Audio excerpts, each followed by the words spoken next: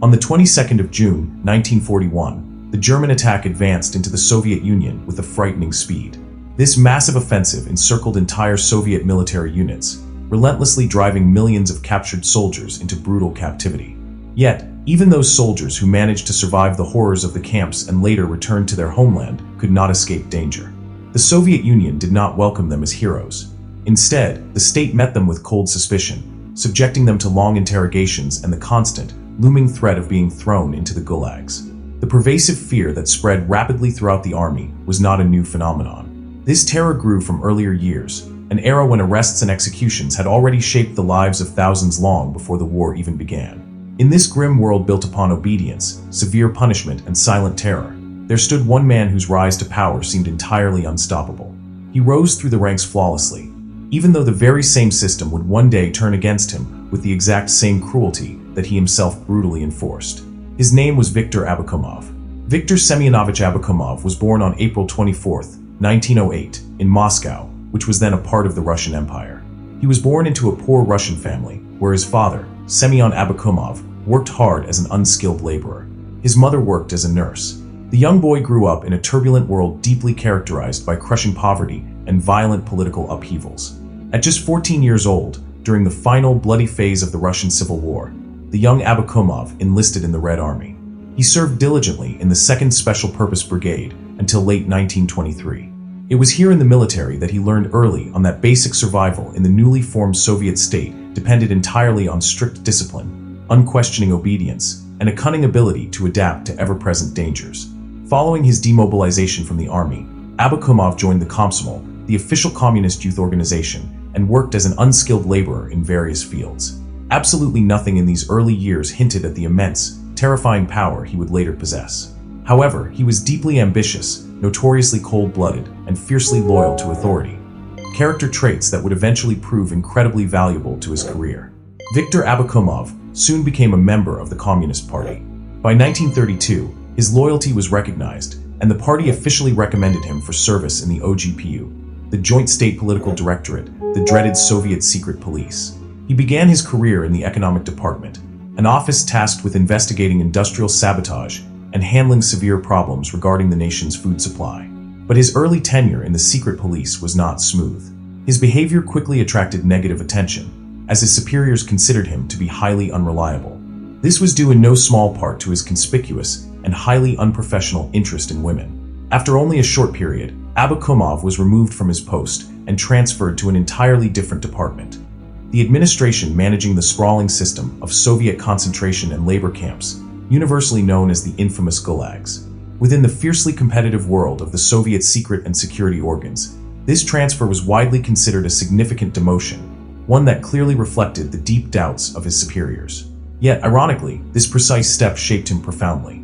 In this vastly branched system of forced labor camps, Abakumov learned exactly how prisoners were interrogated, how fear functioned as a primary tool of control, and how the state security organs managed to meticulously control every single detail of life in the Soviet Union. By the mid-1930s, following the official integration of the OGPU into the NKVD in 1934, Abakumov had successfully returned to more central, powerful tasks within the Soviet security apparatus. He was soon heavily involved in political investigations. Then came the defining era of his career, the Great Purge of 1937 to 1938, a period of bloodshed that fundamentally transformed his trajectory.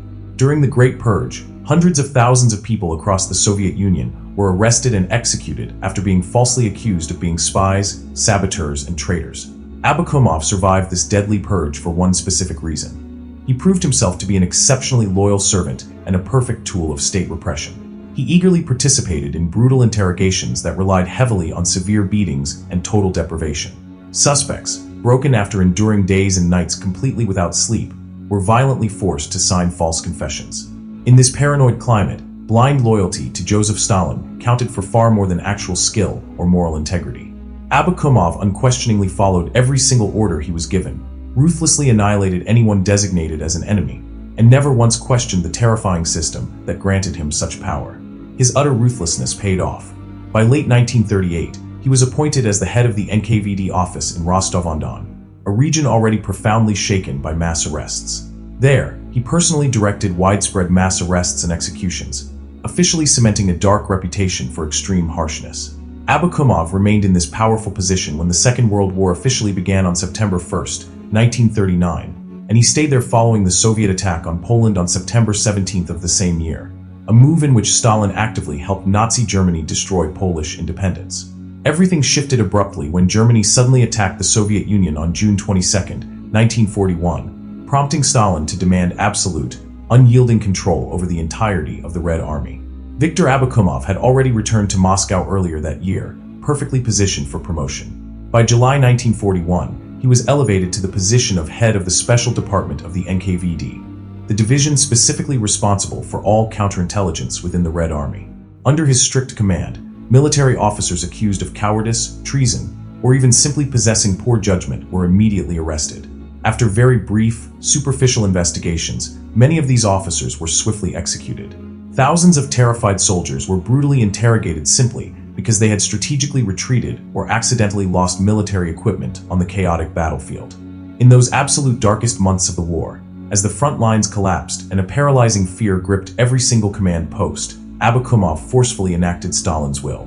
His personal signature was stamped at the bottom of countless official orders that condemned innumerable military officers to immediate death. Eventually, the desperate situation at the battlefronts began to change. On April 14, 1943, Joseph Stalin officially established a brand new counterintelligence directorate operating directly within the Red Army. It was given the chilling name SMERSH, a direct acronym for the Russian phrase Smert Spionum, which translates literally to death to spies. Stalin personally appointed Abakumov as its all-powerful head. SMERSH agents violently oversaw frontline interrogations, meticulously checked returning Soviet soldiers for any signs of disloyalty, and ruthlessly hunted down spies, saboteurs, and deserters, both real and entirely imagined. Furthermore, millions of Soviet prisoners of war who eventually returned from horrifying German captivity were systematically treated with intense state suspicion. Under Abakumov's purview, many of these survivors were immediately arrested upon their return or shipped directly to the frozen Gulag. Abakumov's vast network of power reached deeply into every single unit of the entire army, and he enjoyed the rare privilege of reporting directly to Joseph Stalin himself. The chaotic climate of the global war allowed him to operate with virtually zero oversight or control. He fully exploited this unique position to violently intimidate top Soviet generals and high-ranking party officials, eagerly eliminating anyone who showed even the slightest hesitation. However, there was another, far more corrupt side to his wartime activities. While soldiers bled on the front, Abakumov actively used his immense power for gross personal enrichment. In one notorious instance, he simply took over a highly luxurious apartment in the heart of Moscow for himself, but only after having its previous occupant, a famous singer, arrested by his agents.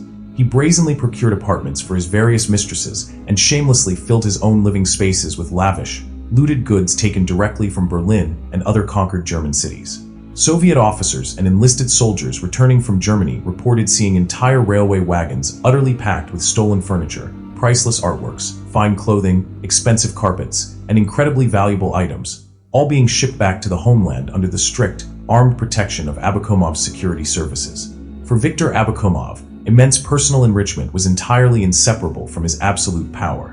In 1946, Stalin rewarded his loyal executioner by officially appointing him as the Minister of State Security.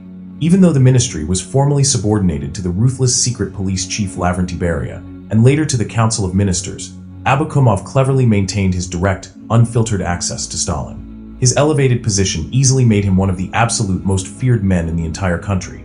It was even rumored that the terrifying Beria himself was in mortal fear of Abakumov. During this high period of his career, Abakumov brutally directed what became known as the Leningrad Affair.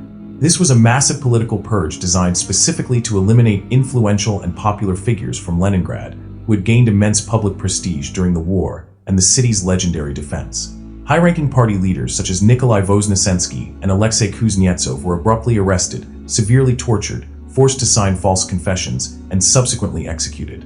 But the terror didn't stop with politicians. Highly respected intellectuals, brilliant scientists, renowned writers, and beloved educators, many of whom were considered vital pillars of the city's community, were forcibly exiled or thrown straight into the Gulag camps.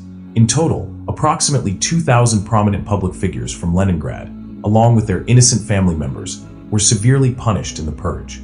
Viktor Abakumov obsessively supervised every single step of this process, ensuring that Stalin's paranoid instructions were executed perfectly and completely. Abakumov's dreadful role also heavily extended into Stalin's deeply vicious post-war anti-Semitic campaign. The state increasingly focused its intense paranoia upon Jewish intellectuals, scientists, and state officials, openly accusing them of Zionism or of secretly harboring loyalty to foreign governments. Citizens who had loyally served the Soviet Union for decades were suddenly rounded up and arrested. Among the prominent victims was Solomon Lozovsky, an incredibly respected old Bolshevik, alongside numerous prominent members of the Jewish Anti-Fascist Committee, an organization that the state abruptly branded as fiercely anti-Soviet. Abakumov's interrogations of these figures were horrific, heavily featuring relentless screaming, profound humiliation, and brutal physical beatings. When the highly distinguished scientist Lena Stern was violently arrested and dragged before Abakumov, he viciously screamed at her, directly accusing her of being a Zionist and of plotting to transform the Crimea into a completely independent Jewish state. When Stern bravely rejected his wild accusations, he furiously screamed at her again. Stern, maintaining her dignity, coolly replied to him, "So this is how a minister speaks to an academic." Perhaps due to this incredible courage, Lena Stern became the sole, tragic survivor among a group of 15 people who were arrested and ultimately sentenced to death when the Jewish Anti-Fascist Committee was brutally crushed in January of 1949. Joseph Stalin personally commuted her death sentence into a harsh prison term, which was then followed by a 5-year internal exile to Kazakhstan. But the wheel of terror in Stalin's Russia never stopped turning, and very soon, during the fabricated panic of the so-called doctor's plot, Abakumov surprisingly found himself entirely on the other side of the prison bars. The catalyst for his downfall occurred on March 2, 1951, when an elderly Jewish doctor named Yakov Julievich Ettinger tragically died while in state custody. Ettinger had been subjected to remarkably long and unbelievably brutal interrogations at the hands of a young, vicious officer named Mikhail Ryumin. Desperate to cover his tracks, Ryumin falsely claimed that just before his death, Ettinger had confessed to successfully murdering the former head of the Moscow Party organization, Alexander Sherbakov. Abakumov, recognizing the absurdity, correctly dismissed these outlandish allegations as complete nonsense. However, the young Ryumin was absolutely terrified of facing severe punishment for his disastrously botched interrogation. To save himself, Ryumin bypassed his boss and wrote a letter directly to Joseph Stalin, boldly claiming that Viktor Abakumov was actively covering up a massive conspiracy. Paranoid and aging, Stalin completely accepted Ryumin's fabricated version of events. On July 11, 1951, Viktor Abakumov was officially stripped of his powerful office. The very next day, the hunter became the hunted. He was formally arrested and thrown immediately into solitary confinement. In a deeply ironic twist of fate, Abakumov was personally interrogated by Ryumin, who eagerly used the exact same horrific methods against Abakumov that the fallen minister had spent years perfecting and inflicting upon others. Abakumov's cell was kept freezing cold, his prison food was utterly atrocious, and his brutal interrogations ruthlessly dragged on for many agonizing hours at a time. Furthermore, Abakumov's own former subordinates were actively encouraged by the state to falsely accuse him of secretly belonging to a Zionist conspiracy, or of actively protecting known enemies of the state. As the hysteria of the doctor's plot rapidly expanded, numerous Jewish officials who had any past connection to Abakumov were swept up and arrested as well. In March of 1953, the dictator Joseph Stalin died.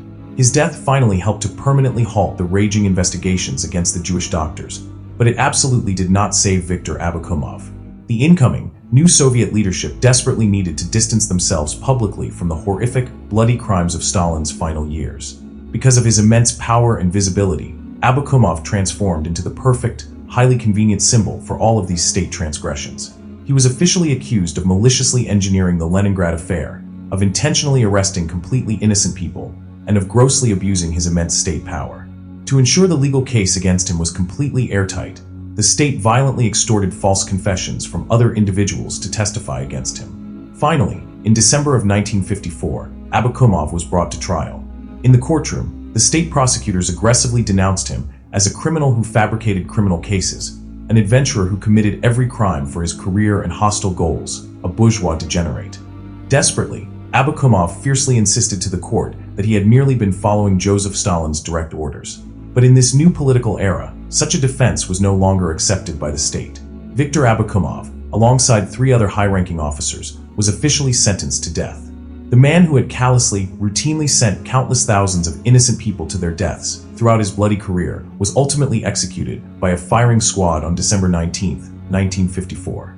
He was only 46 years old. The architect of Stalin's terror was ultimately devoured by the very machine he had so carefully helped to construct.